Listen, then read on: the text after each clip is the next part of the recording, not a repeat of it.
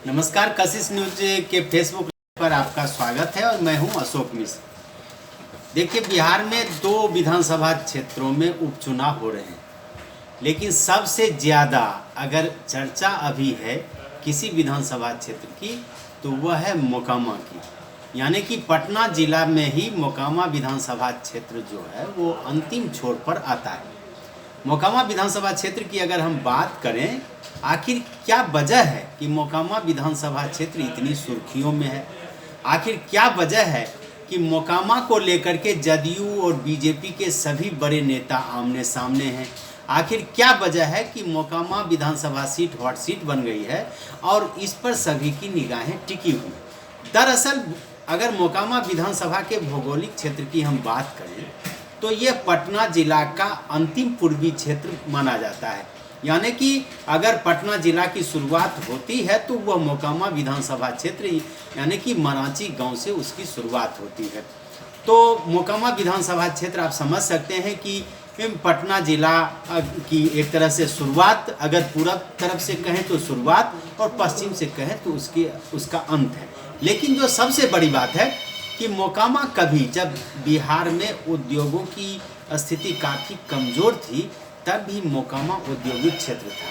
वहाँ ब्रिटेनिया जैसी कंपनियाँ थीं, वहाँ बाटा जैसी कंपनी थी, इसके अलावे दर्जनों वहाँ छोटी छोटी कंपनियाँ थीं। मोकामा घाट आपको याद होगा कि जब तक राजेंद्र पुल का निर्माण नहीं हुआ था तब तक मोकामा घाट ही यातायात का प्रमुख साधन हुआ करता था। यानी कि गंगा पार उत्तर बिहार को दक्षिण बिहार से अगर संपर्क था तो उसके मुख्य कारण थे कि पटना जिला में 2 मोकामा घाट, पूर्वी में और पश्चिम में दीघा घाट काफ़ी महत्वपूर्ण माना जाता था। यही वजह है कि व्यावसायिक केंद्र भी मोकामा रहा है।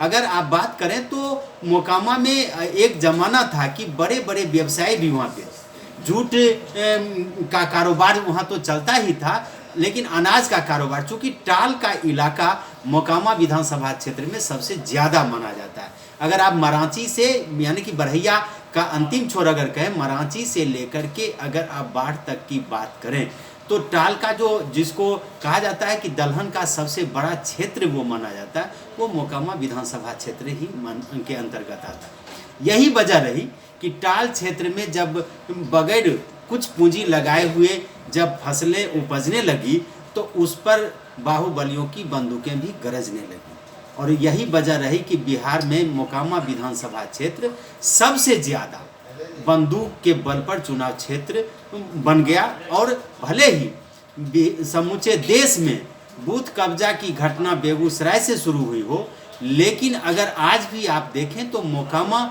सब दिन चुनाव क्षेत्र के रूप में हॉट रहा है। और इसकी वजह है कि इसके जितने भी जनप्रतिनिधि हुए हैं वो कहीं न कहीं अपने ज़माने के बाहुबली रहे हैं। अगर आप बात करें कांग्रेसी हुकूमत की तो उस समय श्याम सुंदर सिंह धीरज हुआ करते थे मोकामा विधानसभा। हम उसे पीछे नहीं जाना चाहते, चूँकि उस समय आज़ादी के तुरंत बाद कुछ ऐसी घटनाएं घटी जिसमें मोकामा विधानसभा क्षेत्र में भी कुछ अच्छे लोग आए, लेकिन इसके बाद अगर आप चुनाव की बात करें तो श्याम सुंदर सिंह धीरज चुनाव जीतते रहे लगातार, जब तक 1990 तक लगभग श्याम सुंदर सिंह धीरज का कब्जा रहा मोकामा में। और उन्होंने जो पराजित किया, उन्होंने जो हराया, तो शिवशंकर सिंह हुआ करते थे, वामपंथी दलों के उम्मीदवार सीपीआई से आते थे और काफ़ी ईमानदार और लोकप्रिय थे। लेकिन उस समय श्याम सुंदर सिंह धीरज के अगल बगल में ऐसे लोग थे जो आज खुद चुनाव मैदान में हैं। हम आपने सही सुना, हम बात कर रहे हैं अनंत सिंह की, छोटे सरकार के बड़े भाई दिलीप सिंह कभी श्याम सुंदर सिंह धीरज के दाहिने हाथ हुआ करते थे। परिणाम था कि श्याम सुंदर सिंह चुनाव जीतते रहे।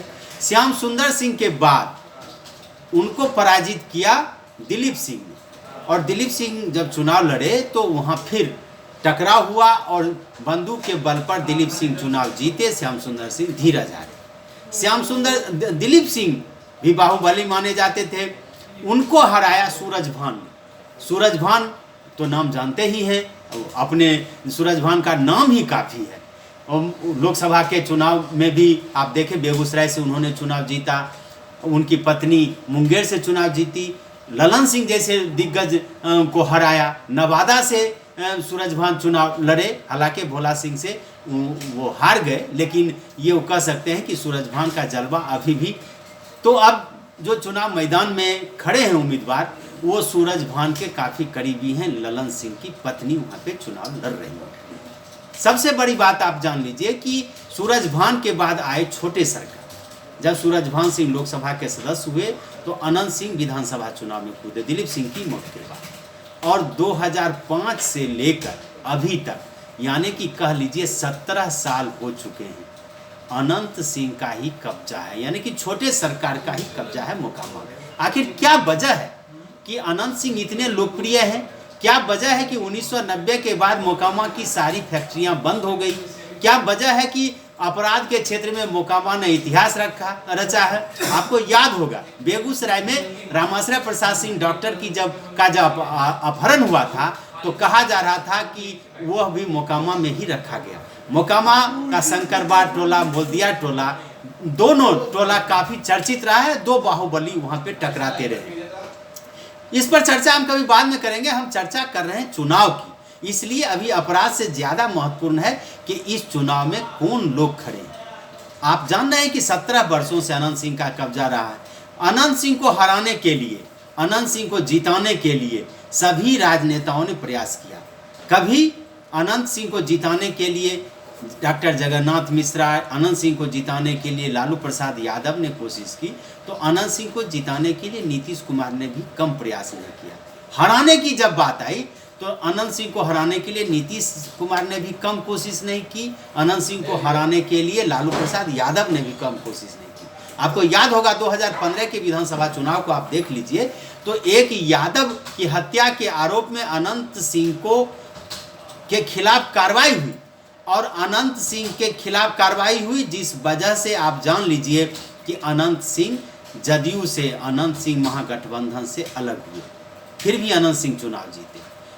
आइए 2020 का चुनाव, 2020 के चुनाव में आप देख लीजिए, जदयू ने टिकट नहीं दिया, बीजेपी से वो अलग हो रहे, लेकिन निर्दलीय रूप में फिर अनंत सिंह चुनाव जीते। अभी अनंत सिंह की पत्नी चुनाव लड़ रही है। वजह क्या है? अनंत सिंह की सदस्यता समाप्त हो चुकी है। हम सीधे आते हैं कि आखिर मोकामा का राजनीतिक समीकरण क्या है, क्यों वहाँ पे लगातार सिंह ही जीतते रहे हैं? श्याम सुंदर सिंह हो, सूरजभान सिंह हो, दिलीप सिंह हो या फिर अनंत सिंह हो, क्यों वहाँ पे सिंह ही जीतते रहे? वजह साफ है कि यह भूमिहार बहुल क्षेत्र है। जहाँ बंदूकें चलती हैं वो सबसे ज़्यादा कह सकते हैं कि वह इलाका भूमिहार का है, चाहे वो मोकामा का हो या फिर अनंत सिंह के गांव का हो। आप कह सकते हैं कि बंदूकें दो बाहुबलियों के बीच चलती हैं, तो उसके पीछे मुख्य कारण है कि वर्चस्व की लड़ाई है। चुनाव भी वर्चस्व की लड़ाई के अंदाज में भी होता है। और अभी ललन सिंह की पत्नी और सूरजभान की पत्नी दोनों चुनाव लड़ रही हैं, लेकिन प्रत्यक्ष रूप से आप कह सकते हैं कि ललन सिंह की पत्नी सोनम देवी और अनंत सिंह की पत्नी नीलम देवी भले मतदाताओं के बीच जाकर के वोट मांग रही हैं, लेकिन हकीकत है कि बेऊर जेल में बंद रहते हुए भी अनंत सिंह चुनाव लड़ रहे हैं।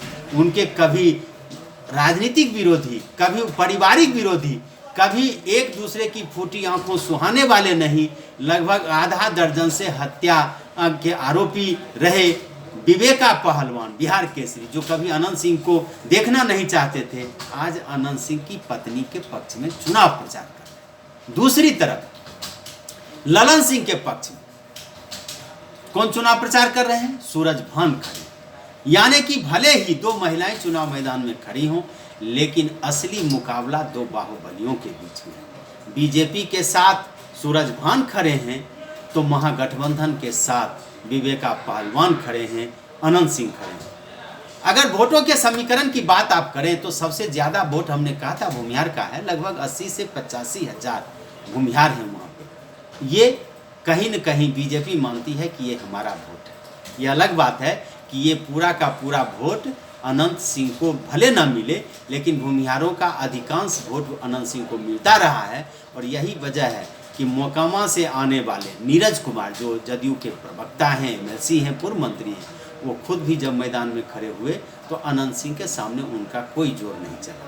अभी आप कह सकते हैं कि भूमिहार के अधिकांश मैं इसलिए कह रहा हूं कि जो सोशल मीडिया है, जो मीडिया का में बोलने वाले लोग हैं, अभी भी अनंत सिंह के पक्ष में खड़े दिख रहे हैं। हकीकत क्या है वो तो 3 नवंबर को पता चलेगा, लेकिन अभी भी अनंत सिंह के साथ भी लोग, जबकि सूरजभान उनकी पत्नी बीना देवी जो चुनाव लड़ी, मुंगेर से चुनाव जीती है, उन्होंने कहा कि जब हम साथ हो गए, हम और सूरजभान, तो फिर जदयू बीजेपी के कैंडिडेट को कोई हरा नहीं सकता। इसके बाद आइए तो दूसरा जो वोट बैंक है वो करीब 40,000 है, वो लव कुश समीकरण का है, यानी कि नीतीश कुमार के। और सबसे ज़्यादा भूमिहार के बाद, उसके बाद दूसरे स्थान पर लव कुश समीकरण है, धानुक है जाति के, उसका वोट है। इसके बाद यादव, जिसके साथ अभी तेजस्वी यादव खड़े हैं, लालू यादव खड़े हैं अनंत सिंह के साथ, लालू यादव के वोटों की संख्या लगभग 25,000 है। इसके बाद दलितों की संख्या है, जो बीजेपी मानती है कि ये मेरे साथ हैं, क्योंकि दलितों में सबसे ज़्यादा पासवान है वहाँ पे। आपको याद होगा कि रामविलास पासवान जब तक जिंदा रहे, उसी टाल इलाके में चौहरमल का पूजा वो करते थे, वहाँ पे बड़े कार्यक्रम हुए। आज रामविलास के छोटे भाई आप पशुपति कुमार पारस भी बीजेपी के साथ, उनके बेटे चिराग पासवान भले बीजेपी के साथ खुल्लम खुल्ला न हो, लेकिन महागठबंधन के साथ होना। इस विधानसभा में अगर दलितों में की बात करें तो दलितों में 50,000 से ज़्यादा जो वोट है उसमें अधिकांश पासवान हैं। इसके अलावे 8 से 10,000 मुस्लिम वोटर हैं, लेकिन इन सब के बावजूद भी वोटर यहाँ पीछे हैं, बाहुबली आगे हैं। क्यों आगे हैं यह फिर हम आपको बाद में बताएंगे। इतना आप जान लीजिए कि जातीय समीकरण किसी के पक्ष में हो, मोकामा में जीतेगा वही जिसकी बंदूकें, जिसका राइफल जितना ज़्यादा मजबूत होगा, वह उतनी अधिक ताकत से चुनाव लड़ेगा और जीतेगा भी। हालांकि चुनाव 3 नवंबर को होने हैं, आगे क्या क्या होता है इस पर हम चर्चा करेंगे। फिलहाल हम यह कह सकते हैं कि जातीय समीकरण के बावजूद भी 2 बाहुबलियों की सीधी वहाँ पे टकराहट है और इसका असर आने वाले दिनों में दिखेगा।